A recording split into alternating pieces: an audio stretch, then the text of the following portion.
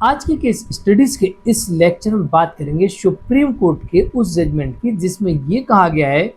कि घटना के समय अगर एफआईआर दर्ज नहीं कराई जाती है, घटना कभी घटी है और शिकायत कभी दर्ज कराई जा रही, जैसे घटना आज दिनांक को घटी है लेकिन एफआईआर कल, परसों, 8 दिन बाद, 10 दिन बाद, 15 दिन बाद, 1 महीने बाद, 5 महीने बाद, साल भर बाद, 2 साल बाद, 5 साल बाद अगर ऐसी दर्ज कराई जाती है तो ऐसी एफआईआर में जो आरोप लगाए गए हैं उन आरोपों के अगर सबूत नहीं है तो यहां पर कोर्ट कह रही है कि ऐसी परिस्थिति में संदेह उत्पन्न होता है कि कहीं ऐसा तो नहीं है कि जानबूझकर फंसाने के लिए एक घटना क्रिएट की गई हो और एक घटना को ऐसे दिखाया गया हो कि यहां पर एक अपराध हुआ है, तो इस आधार पर केस नहीं चलाया जा सकता है कि सिर्फ आप आरोप लगाएं और आपके पास कोई सबूत ना हो और ना ही आपने घटना के समय शिकायत दर्ज कराई थी। तो ऐसे केस को, ऐसी एफआईआर को रद्द किया जा सकता है और यहाँ पर ऐसी एफआईआर को हाई कोर्ट क्वाइश कर देती है और पत्नी पहुंचती है सुप्रीम कोर्ट और सुप्रीम कोर्ट यहाँ पर हाई कोर्ट के आदेश को बरकरार रखते हुए पत्नी की अपील को रद्द कर देती है। जय जिनेंद्र हूँ किस जैन। वीडियो को लाइक और शेयर कर दिए और इस तरह के जजमेंट्स का पैकेज पाने के लिए जिसमें लगभग आपको 200 जजमेंट्स मिलते हैं या निश्चित जानकारी के लिए दिए गए नंबर पर आप हमें संपर्क कर सकते हैं। चलिए शुरुआत करते हैं। मामला आता है सुप्रीम कोर्ट की तरफ से। दरअसल इस मामले में ये देखने को मिलता है कि हाई कोर्ट एफआईआर को क्वैश कर देती है और इसलिए मामला सुप्रीम कोर्ट पहुंचा। दरअसल यहाँ पर यह कहा गया सुप्रीम कोर्ट की तरफ से कि विलंब से रिपोर्ट करना, मामला दर्ज करवाना, देरी से पुलिस स्टेशन में जाके रिपोर्ट दर्ज करवाना, देरी से शिकायत देना, कोर्ट में जाके केस फाइल करना, देरी से, यानी कि घटना के समय ना एफआईआर होती है, ना शिकायत दी जाती है और ना ही कोर्ट में केस फाइल किया गया। घटना के समय का नहीं है, बाद में। अब मान लीजिए यहाँ पर कोर्ट जो कहा गया है कोर्ट की तरफ से उसका अनुमान आप ऐसे लगा सकते हैं कि रात को 10 बजे एक घटना घटती है और 2 दिन बाद उस घटना के बारे में कंप्लेंट की जाती है। अब बताया जाता है कि देखिए मुझे यहाँ चोट लगी, यहाँ चोट लगी, यहाँ चोट लगी। हो सकता है कि ये चोट कहीं और दूसरी जगह लगी हो, रास्ते में लगी हो जाते समय, हो सकता है कि जहाँ पर आप इस वक्त रह रहे हैं वहाँ पर आपका किसी से झगड़ा हो गया हो, वहाँ आपको चोट लगी हो। तो इसलिए कोर्ट ने कहा यहाँ पर कि विलंब से अगर रिपोर्ट दर्ज कराई जाती है तो ऐसी स्थिति में रंगतपूर्ण वृत्तांत बताने का खतरा उत्पन्न हो जाता है।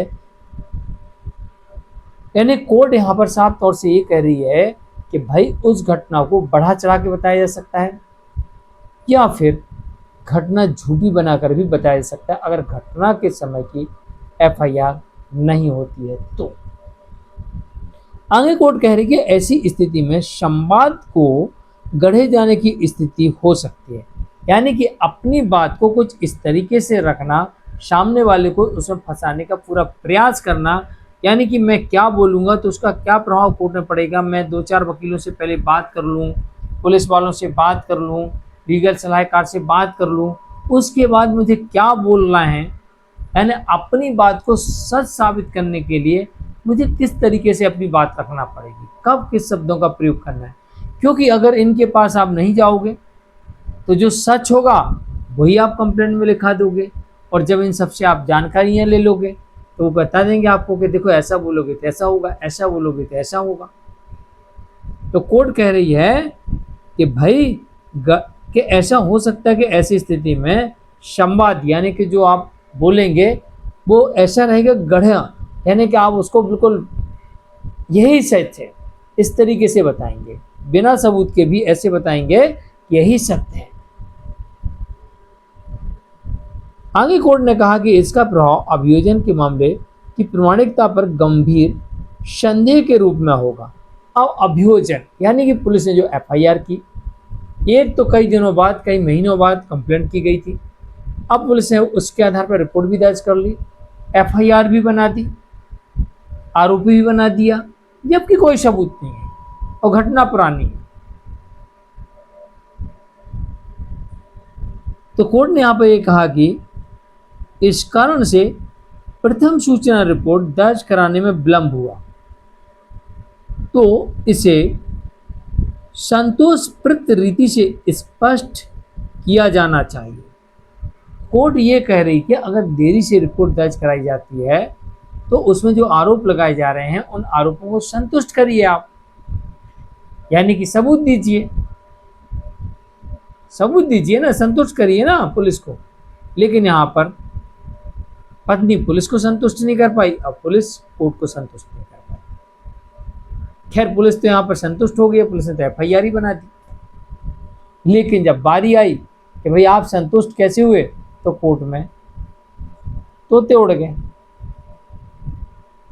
बता ही नहीं पाए कि हम संतुष्ट कैसे हुए। बस पत्नी ने कहा, हमने उसका बयान लिया और रिपोर्ट बना दी,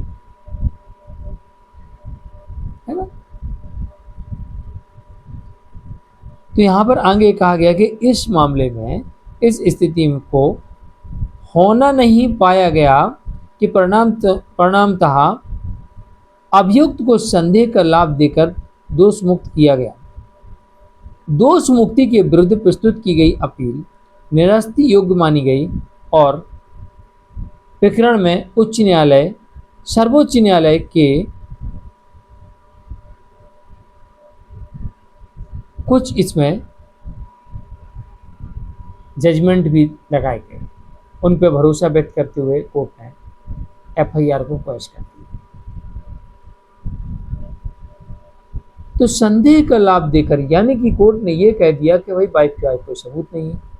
पति पत्नी है तो साथ रहे हैं, तो हो सकता है झगड़ा हुआ होगा, विवाद हुआ होगा, लेकिन इसका मतलब ये नहीं कहा जा सकता है कि यहाँ पर विवाद हुआ ही था, क्योंकि कोई सबूत नहीं है। और अगर झगड़ा हुआ था तो तुरंत आपको रिपोर्ट करना चाहिए था, हो सकता है कि तुरंत इन्वेस्टिगेशन हो जाती है, तुरंत सबूत मिल जाते और उस आधार पर केस को आगे बढ़ाया जा सकता है। लेकिन तत्काल एफआईआर दर्ज ना कराना, शिकायत ना देना, सबूतों का ना होना, देरी से एफआईआर दर्ज कराना, इस कारण से इस मामले में पति को संदेह का लाभ मिल जाता है और बरी हो जाता है। जानकारी कैसी लगी कमेंट में जरूर लिखिए, वीडियो को लाइक शेयर कर दीजिए। आज के लिए इतना ही, नमस्कार।